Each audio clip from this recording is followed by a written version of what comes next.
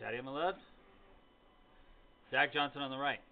So the reason I've chosen Zach Johnson is he, on a visual level, represents a lot of the things I like to talk about, and generally a lot of the things that our players struggle with.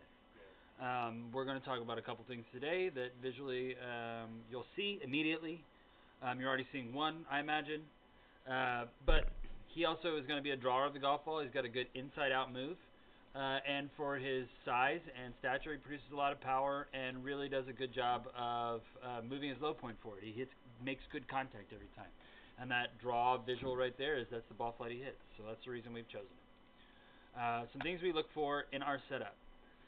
We're going to talk about your grip, whether you like it or not.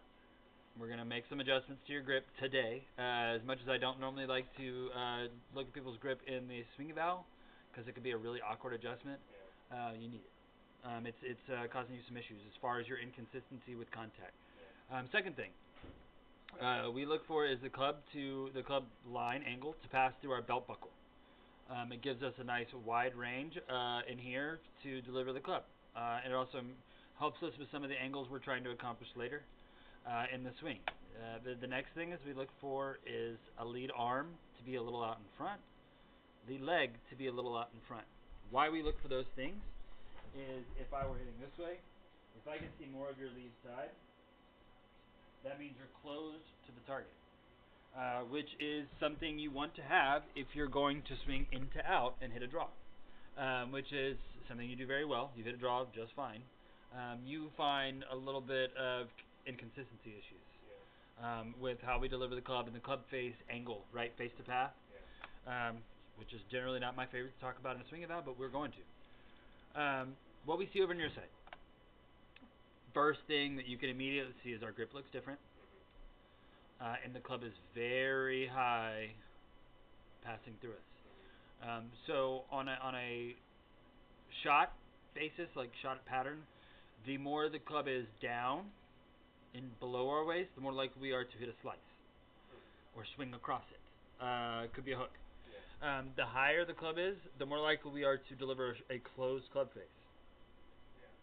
which is definitely your habit, right? So it's not surprising we see some of the misses that you had just in the beginning stages. You know, we're seeing a lot of left shots. It's not surprising. You're going to come through with really high hands. It helps you turn the ball left. So it's something we'll talk about. As Zach gets taking the club back, what he's going to do is you're going to see him start to straighten this leg up, which helps him get his hip turning closed, his chest turning closed. The goal of his backswing is to close his turns to the target, so turn his body away to create some depth and get the club back behind him, which allows him to swing from the inside. You know, he's trying to swing to the right so he can hit a draw. In order to do that, you want to be way back here so that you can deliver out that way, right? So that's why he's doing it, and you'll see him do it all the way to the top of the swing. And there's some checkpoints that we look at on the way back to signify that he's doing it correctly at the right clip, right?